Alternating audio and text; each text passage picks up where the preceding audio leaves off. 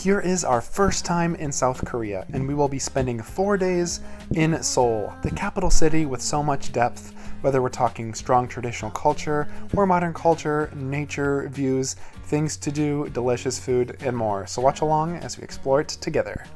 And what's happening, everybody? We are leaving the YOLO guest house, our place of accommodation in Seoul, to do a bit of a fun day of exploring some of the traditional areas in Insadong. Now we are going to check out maybe some of the cultural sites, maybe some of the villages, little traditional buildings, and maybe a palace or temple or two. So let's explore traditional Seoul in Insadong.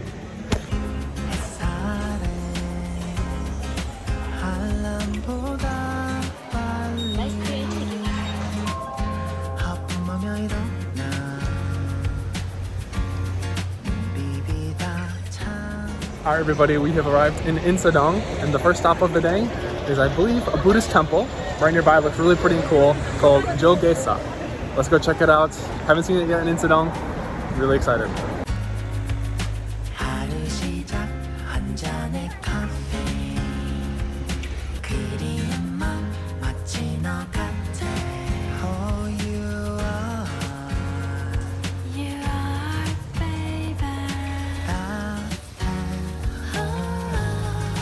Cheonggyecheon is the first temple we've ever seen in Korea, and man, it is beautiful. There are so many beautiful colors, different flowers on display, and it's a great place to do some people watching as well. And luckily for us, we could even hear some of the chanting done by the monks, presumably at the actual temple itself.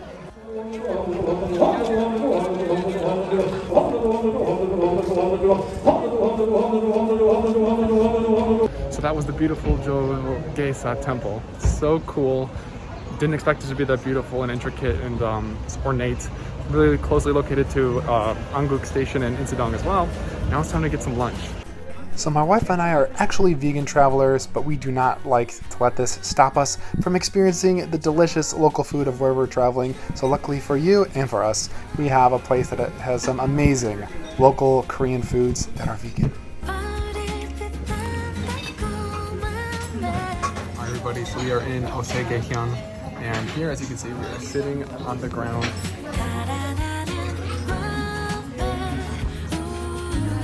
Great way to keep it traditional and cultural here in Insadong, South Korea. So that was delicious. Got a nice collection of bulgogi, which was fantastic, so much flavor. Got sambap, which was really nice as well, and some mandu, which are dumplings, and some fried chicken. And of course, a bunch of different little side dishes and some tea. So now let's go check out the next destination here in Insadong for today. I do need to stress that the meal at Cheonggyecheon was absolutely delicious, especially the kimchi dumplings and the sambap. Those two were exquisite, but now it was time to make our way to another attraction, which is actually a Hanok village. So many people! Yeah, there was. This is the Insadong Hanok village located right near Insadong, and it is a really beautiful, trendy place, which is great for going to cafes and eating, and a really good place for couples to walk around. It's a little bit less like traditional or like an official Hanok village, but it's still a really cool area to explore, which we really enjoyed, finding some space away from the crowds. So that was Insadong, which is a cool little traditional area. Kind of traditional, kind of not traditional, modern. Lots of really cute, trendy places to go for brunch or to shop around and look for some different fun things. Cool for couples too. Didn't do anything there besides just walk around and check it out. But now we're gonna go to a place that we're pretty excited to check out right nearby.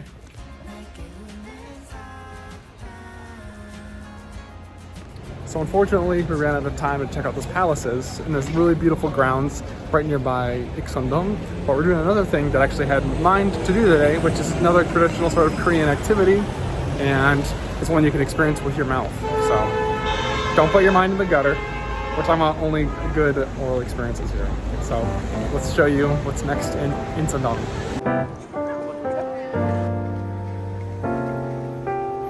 So we stumbled upon a cool little place called I forget the name of it. Gwangjang Palace, and it looks just like a big open area with lots of really pretty traditional Korean buildings, and the walls, which are really pretty.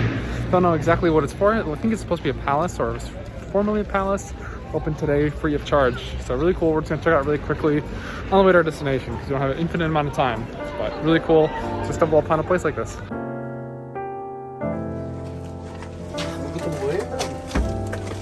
Lucky you.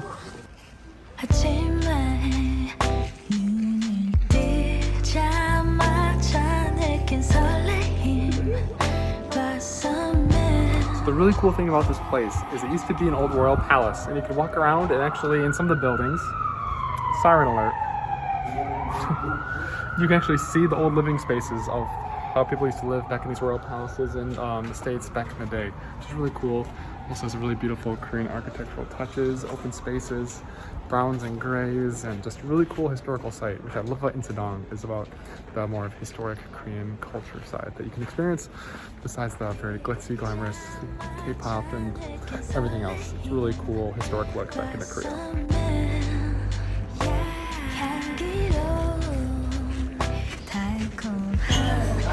Alright everybody, so we are in a traditional tea house here in Insadong to get some Korean tea and snacks. Very authentic, very cool, a little bit pricey, but hopefully really tasty. This is what it looks like. So this is the traditional tea house in Insadong. Look it up like as I spelled it, and you could find it in Insadong. It is a beautiful restaurant where they serve some teas and some great little Korean treats and snacks that you can eat along with a delicious warm beverage. That's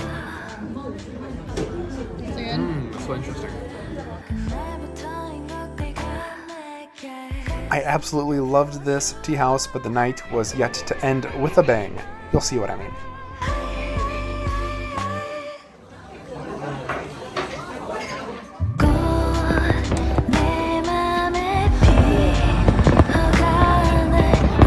Oh my god. I've never seen it like this before. Oh my god.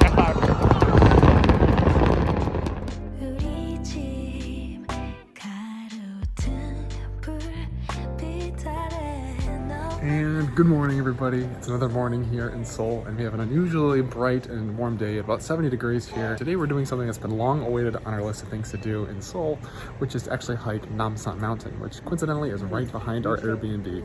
Really closely related, an iconic landmark of Seoul. So we're definitely feeling up for it, have the time, the energy, and the eager enthusiasm. So let's take you around and show you hopefully one of the best view places and areas in Seoul.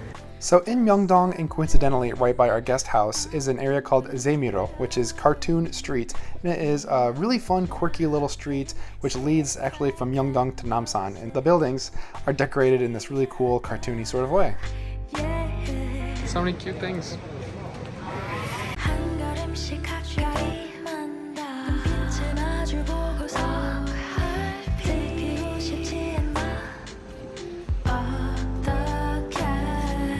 Alright everybody, so we climbed our first hill of the day and we were actually walking through this neighborhood that we live in, where our yellow guest house is in. There's actually a bit of a cartoon sort of animated street, which is really cool, really pretty. And now we're in this nice sort of forested, shrouded area. Really cool and fun way to start our climb before we actually start summiting Namsan, or Seoul Tower. So really fun, really cool, but now from city to nature really quickly.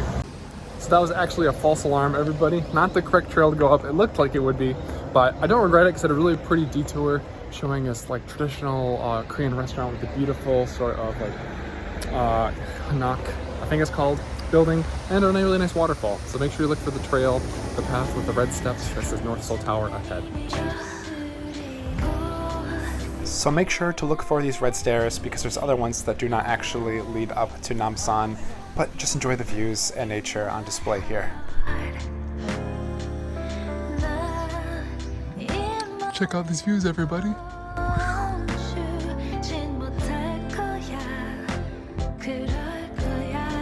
So after only just beginning to get to the open area where we have some nice open views of the city, this is already a really freaking cool hike. You can see lots of different buildings, notable points, and in the background to the north, to the trees, you can see Bukhansan National Park. And then of course you could see Seoul Tower, which is like one of the biggest iconic buildings and structures in all of Seoul. So really fun, definitely hope to do this again so far, but we're only just really getting started.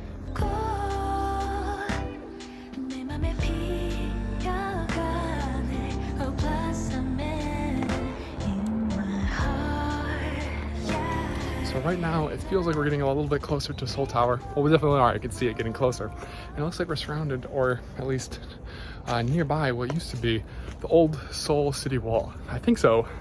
Otherwise, maybe just another cool looking wall. But this used to separate and be like sort of a boundary barrier for the old Seoul city before it was Seoul back in the day.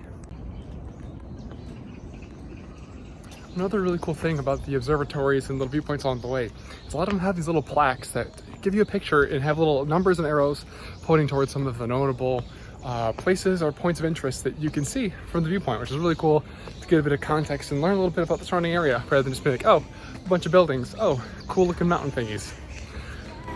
Love it. And towards the top of Namsan, there are many of these little locks which have these heart shapes. They're really popular in Korea for couples. So this site is really cool because these used to be little beacons where they use fire signals to light a fire, and then they could communicate to the nearest by town, and they could communicate further and further and further down the way until they reached another major like city or area. So really cool. Reminds me of Lord of the Rings when Gondor asks Rohan for aid. Nerdy kind of reference, but really appreciate it. So now we are at the Seoul Tower Plaza, and things definitely feel more touristy up here. There's a lot more people in this open plaza, and they have like this cool little like sword show on display. Pretty neat. And they actually have the observatory, of course, which is 21,000 won or about $15 to enter. But you can climb Namsan for free, and the views are already incredible, so we just decided to stick with those for today. And you can also take a cable car up if you want to enhance the experience and don't want to walk. But now we were absolutely famished from the hike, so we're going to make our way back down to the city and get food at one of the most incredible places in the entire city.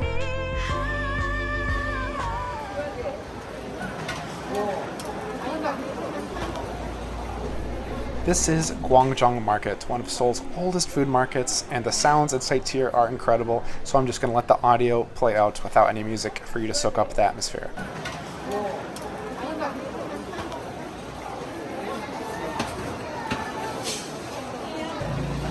Here we see bindae-tok, which is a mung bean pancake, which is one of the most iconic foods at the Gwangjang Market. And you can see it being milled and created in real time, and it looks so appetizing. We had to get one ourselves, and it is delicious. It's like a big, giant, like hash brown almost, which we got with some tteokbokki, which is a really popular food, which is like rice cakes and spicy sauce. We also tried gimbap, which is like Korea's version of sushi, but do not confuse it with sushi. It has a much different flavor. And we also ate at another stall to try japchae, which is like a glass noodle, sort of stir fry. And we even tried habachuk, which is like pumpkin porridge with rice balls. Really nice, but really freaking hot, so be careful. It's really thick. See, it's like the sweet potato sort of like. You think it's water we can drink? Maybe. Probably.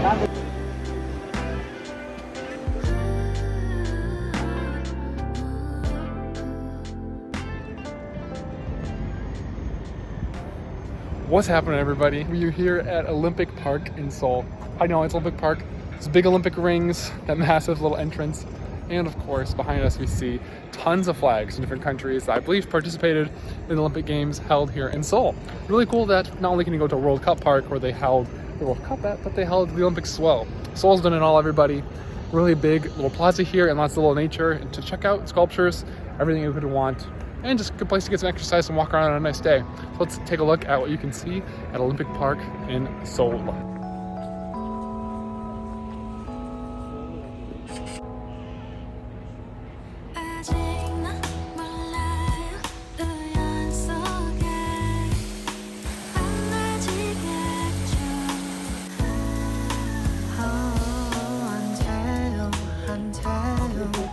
Let's get this for the thumbnail. Get it? Yeah.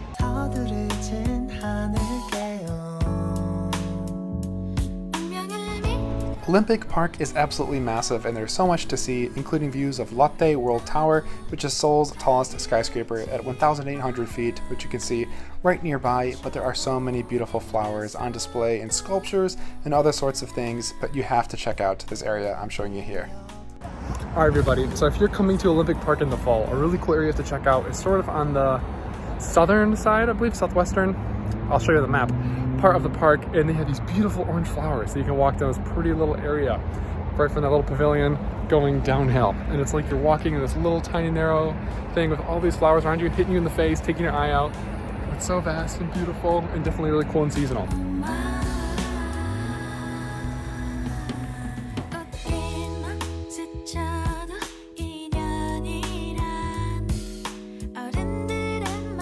make sure you check this out. Don't miss it. So far, one of my favorite things I've seen in Olympic Park here in Seoul.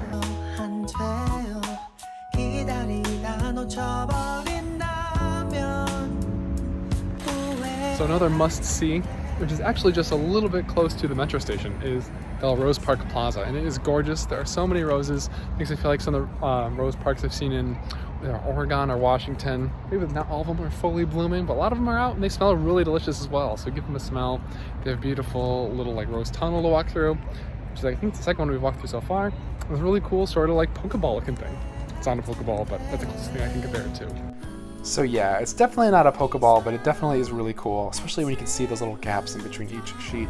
And of course, the roses on display are beautiful. Smell them if you can. But speaking of smelling things, we are hungry and we were wanting to smell and eat some food, I guess. So we went to a restaurant called Rooted Seoul, which is a vegan restaurant walking distance from Olympic Park. And it is beautiful. The owner is really kind as well. We chatted with her a little bit. And the design is wonderful, and the food is really fresh and tasty. It's not traditional Korean, but we've gotten that earlier in the day, but it was some really delicious food to end the day with.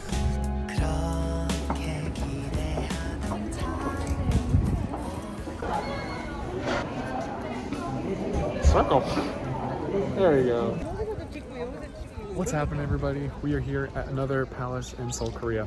We already visited Gwangjang, which is a very popular, really iconic palace. We're just next door, a bit in the Insadong Neighborhood, checking out two palaces, Changdeokgung and Cheonggyecheon. We got entry fee, which is only about 3,000 won a person, which is just a little bit over $2 a person.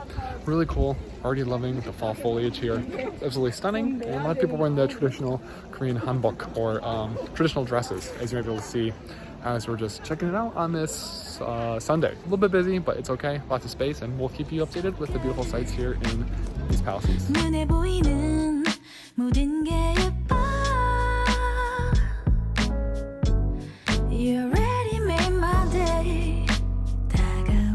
So Changdeokgung is a really big palace that was built during the Joseon dynasty, and there's so much to see and do here. So come along as we show as much as we can for you.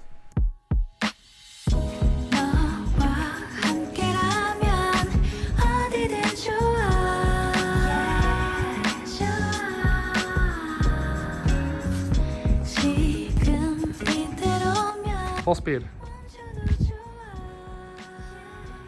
Yeah, I cleared it. Yeah, lucky you.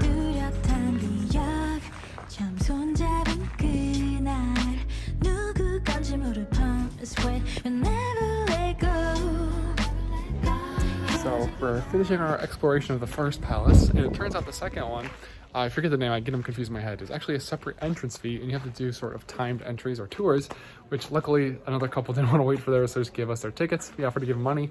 They didn't want it, so hey, I'm not going to force them to. They're just trying to be a little gratuitous to us. So we have that planned in about 30 minutes.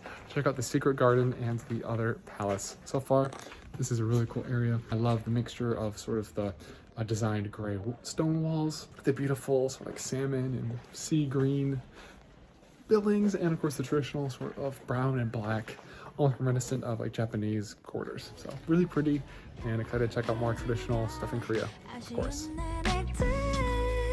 All right, everybody, so it is official.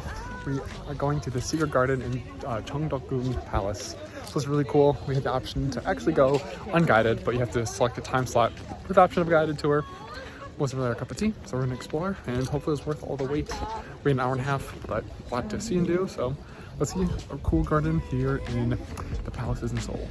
So there is so much to see here, especially now that we're in the secret garden, including the Buyongji Pond, which is like the first thing we saw. Really beautiful area with lots of buildings, including the Usumun Gate and Juhamnu Pavilion, which is really beautiful, and it has that red and blue kind of colors that you can see in Korean architecture. But also you could see the browns and blacks and grays right nearby in this massive complex, which just adds more eye candy for this beautiful part of South Korea.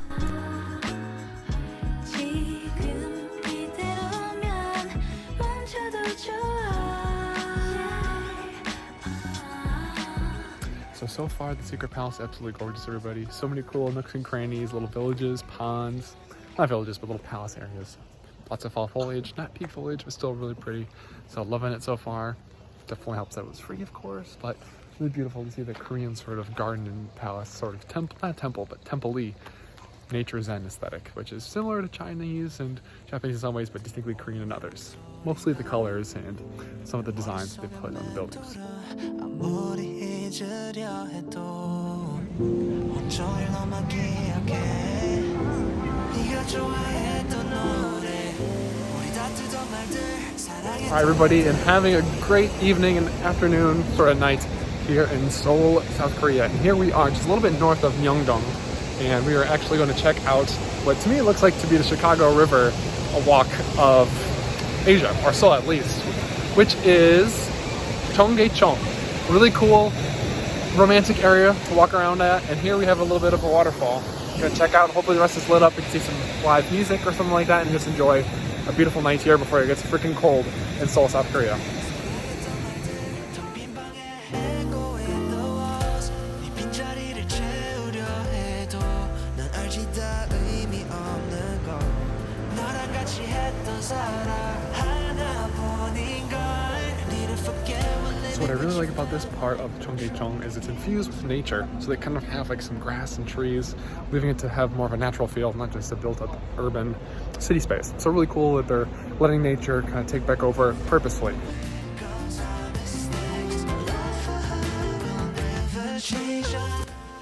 And that is the end of our first 4 days here in Seoul. Sorry, it kind of feels like the end of a K-drama episode with the music, but we did so many more amazing things in Seoul. It truly is an amazing, special city that I love, and I want to show so much more with you and for you and experience it together. So make sure to check out those videos, including some crazy noraebang with some friends on another day in Hongdae. So thanks for watching, everybody. See you in the next one.